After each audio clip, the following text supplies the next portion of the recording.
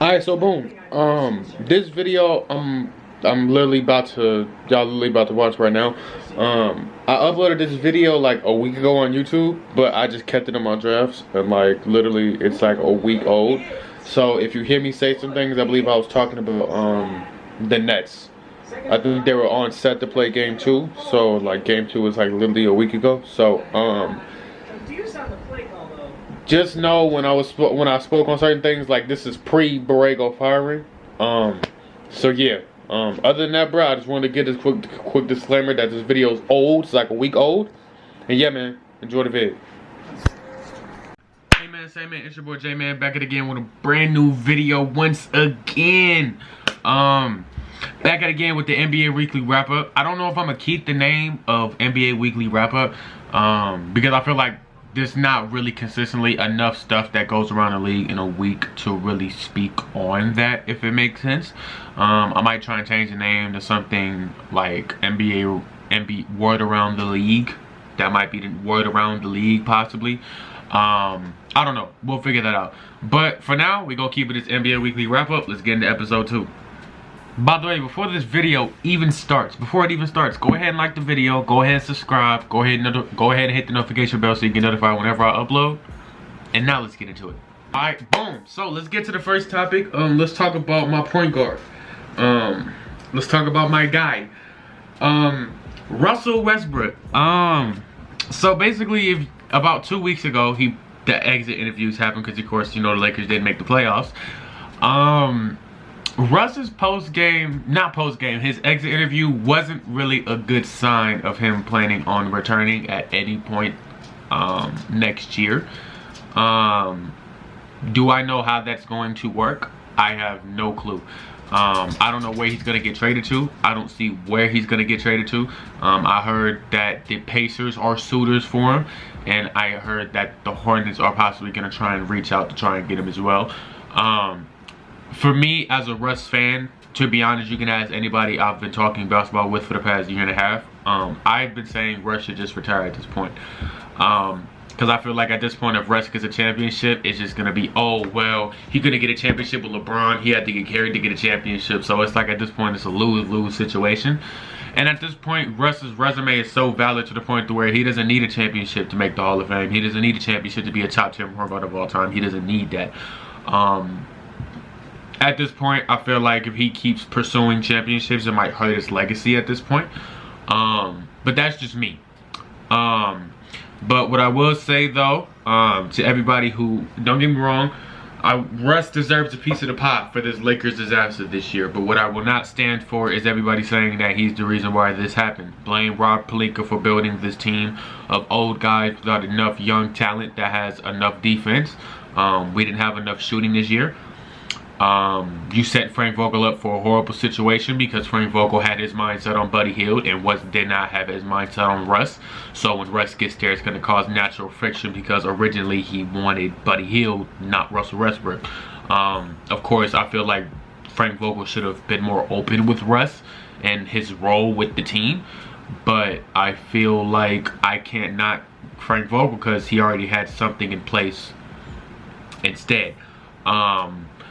Everybody gets a piece of this pie on this Laker team. Russ get a piece of the pie. Anthony Davis get a piece of the pie. LeBron James get a piece of the pie. Frank Vogel get a piece of the pie. Rob Pelinka get a piece of the pie.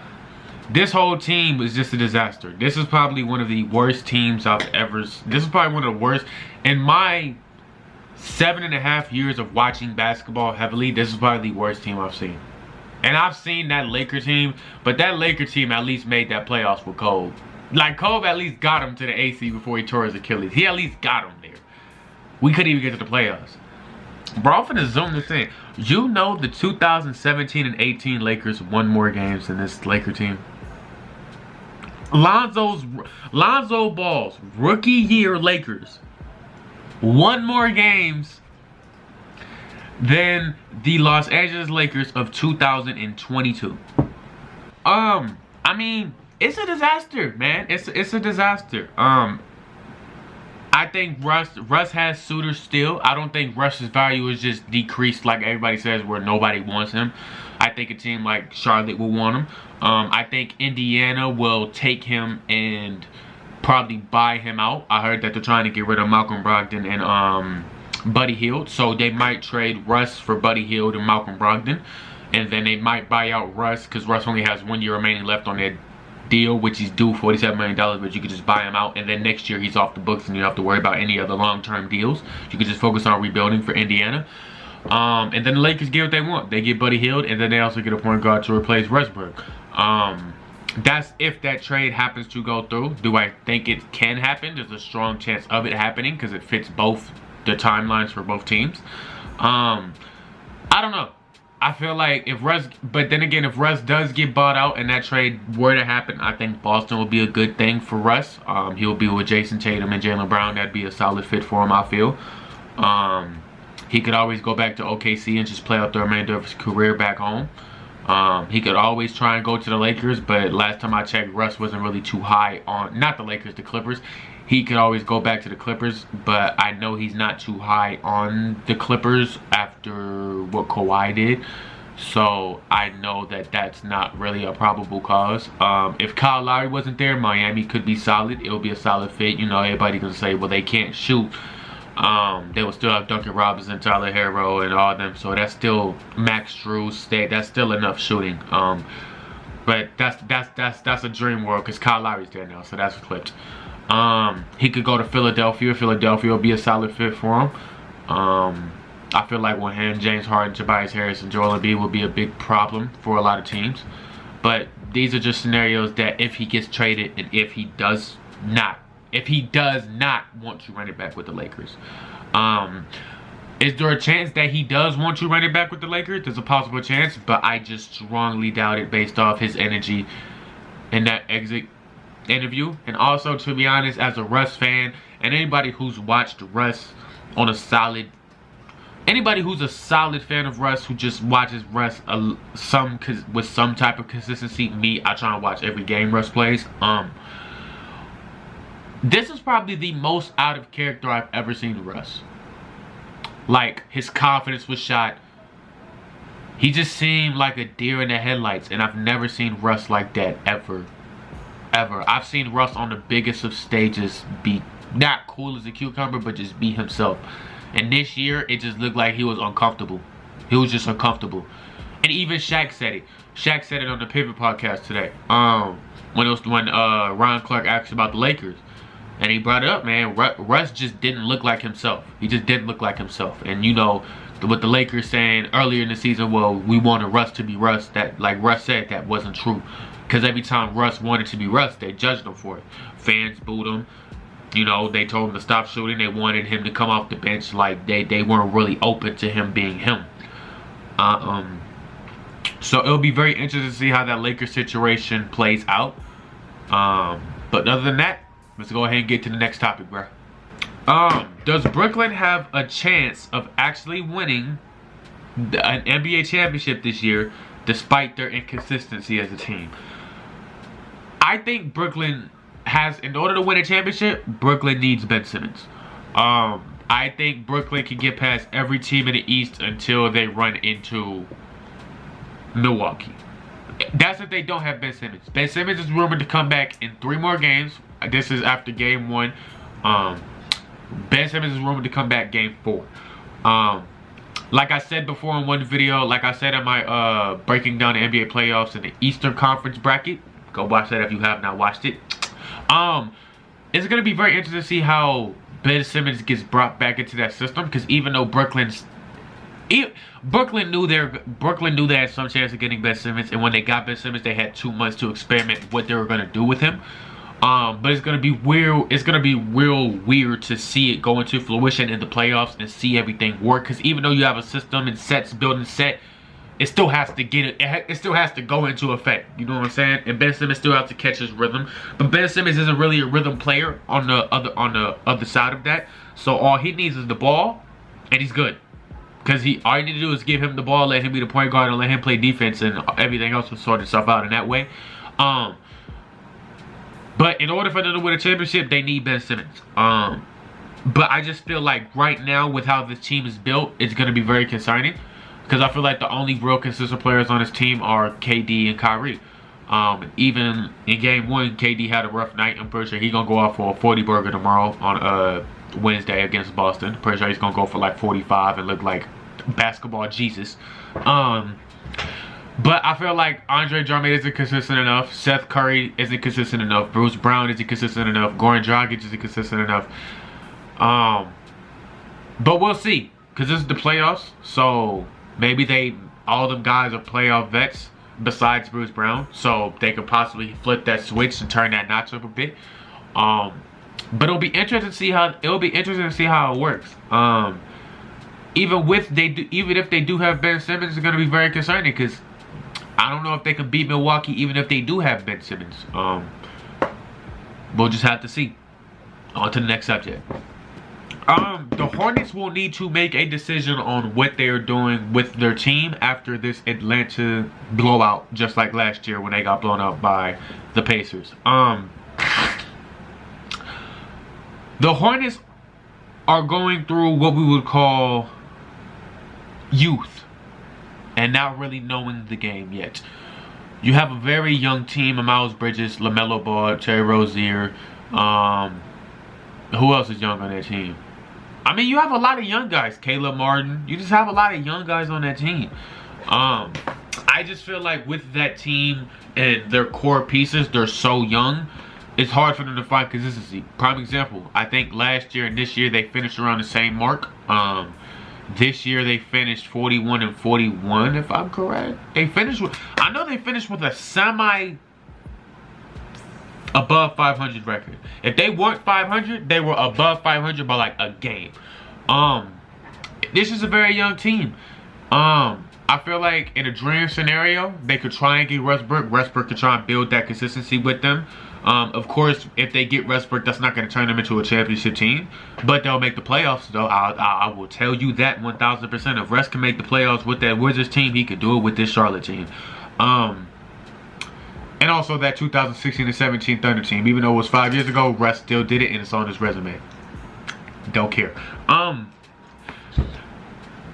mean, Charlotte is a very young team, and they need some type of veteranship and leadership, and they don't have it consistently out of Gordon Hayward. So, in that scenario, you might try and trade Gordon Hayward and Terry Rozier to get Westbrook, and then you got Westbrook to help develop LaMelo. Because sometimes, I'm not going to say LaMelo sometimes plays the game like he's not into it, but LaMelo doesn't really play the game with aggression and going out to kill a lot. I feel like majority of the time LaMelo, I'm not going to say he's trying to be flashy, but that's his game though. Like, I'm not gonna knock him because that's his game. His game is just a naturally flashy type. But I want LaMelo to have that aggressiveness in him too. Like, I'm not gonna say he's soft, but I feel like he's just a kid. Like, he's still a kid. Like, he's only 20 years old. So I'm not gonna expect somebody who's 20 years old to be aggressive against everybody in the league. But I feel like Russ will bring that type of aggression and that swagger to that team team would need as a unit. But I feel like they're gonna have to make a major decision because they have to pay Miles Bridges. You have Terry Rozier under a $20 million contract for I believe another year after this year. Montrezl Harrell came out and said, you know, he's not good. He's not okay with being in the veteran role and getting limited minutes. But I mean, you got traded 3 times in 3 years. You were with the Lakers. I mean, you were with the Clippers. You left us out the Lakers. The Lakers traded you to Washington, and then Washington traded you to Charlotte. So you're not really the hottest commodity on the block right now, big bro. I ain't gonna hold you. And then you got Cody Zeller. He's solid, but he's nothing too crazy. You know, he's mid. You got Mason Plumlee over there. He's mid as well. They're just gonna have to figure out of what they're gonna do with that team, because the team's not a bad team by no means. They're not a bad team. They're just young. And when you have a young team like that, it's hard to find consistency because everybody's still trying to figure out their roles. Because it's not like they're 24, 25, 26 where they're all established in the league. The only person who's really established in that league is Cody Zeller, Gordon Hayward, Terry Rozier, and Mason Plumlee for real. And yeah, you got Ish Smith over there, but Ish Smith is the most established vet. Actually, no, I think he's back in Washington. He is back in Washington. Isaiah Thomas was a good pickup for them though, because he helps their veteranship. But Isaiah Thomas isn't somebody who's going to play big minutes and kind of help establish it on the court. He's more of an off-the-court guy in that sense. But yeah, it's going to be very interesting to see what they do. I feel like James Borrego, obviously, has to give LaMelo a little bit more free reign. I feel like Borrego isn't as open to LaMelo's play as he should be. I 1000% understand why. You know, the flashy play can sometimes lead to dumb turnovers and dumb plays, but you gotta take the good with the bad. He's young. You gotta let him mess up now. You rather him get all his mess ups out the way now, rather than in the playoffs when y'all really need to win a game. So, other than that, let's go ahead and get to the next subject. Did Gregg Popavich officially coach his last game? If I'm correct, he did break the record for most wins as an NBA coach. I mean, his legacy's already set. I mean, he could have retired 5 years ago and he'd be a first ballot Hall of Famer as a coach. This is going to be very interesting to see how... I don't know what he's going to do. I mean, knowing Gregg Popavich, I mean, I know he's getting older. I believe he's in his 70s now. I believe he's like 74, 75. So, I mean, if you ask me, I would say it's time for him to retire. Not because he's old, but just because he's been coaching for 20 plus years. And, you know, enjoy life. Enjoy life, you know. If you want to be a coach at anything, coach Team USA. Just every once in a while, just coach Team USA. Just be the Team USA coach and just have it at that. Just have it at that. So where once every 4 years you got to coach and you got to put that energy into basketball again. Well, not into basketball, but you know, like knowing the being into the game 24/7, eat, sleeping, and breathing in that case. Even if he retires, I'm pretty sure Gregg Popavich is still going to be in the game heavily. He's still going to be somewhere related in basketball, but I just don't feel like he has to coach anymore. He has nothing else to prove. Everybody in that San Antonio team, he's left the mark on. He's helped mentor all of them: Lonnie Walker, DeJounte Murray, Keldon Johnson, Devin Vassell, you know, Jacob Poeltl. You know, he's helped develop a lot of guys there, and I feel like they all have the Spurs way. Either he's there or not. The Spurs way is always going to remain there. I just feel like they have to find a candidate who Gregg Popavich knows can help take over the reins and keep that Spurs way going. But hell of a career from him.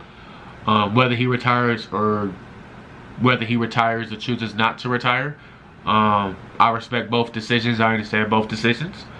And yeah, man, this is gonna be the end of the video. If you made it this far in the video, go ahead and like the video. Go ahead and subscribe. If you like the content I'm putting out, go ahead and hit the subscribe button. Go ahead and hit the notification bell as well. They're free. All three of those things are free. They don't cost a dime at all. More videos on the way, coming soon. And yeah, man, I'm out, bruh.